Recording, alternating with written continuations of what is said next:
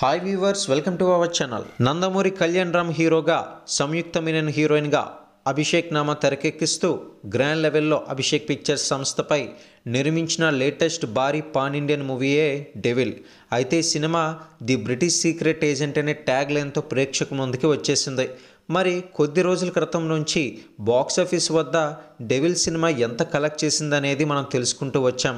అయితే 13 రోజులకు గాను ఈ పాన్ ఇండియన్ మూవీ ఎంత కలెక్ట్ చేసిందనేది అఫీషియల్గా రిలీజ్ అయిన అప్డేట్ని ఇప్పుడు మనం చూసేద్దాం. మొదటిసారి కనుక ఛానల్ని చూస్తున్నట్లయితే సబ్స్క్రైబ్ చేసుకుని లైక్ చేయడం మాత్రం మర్చిపోకండి.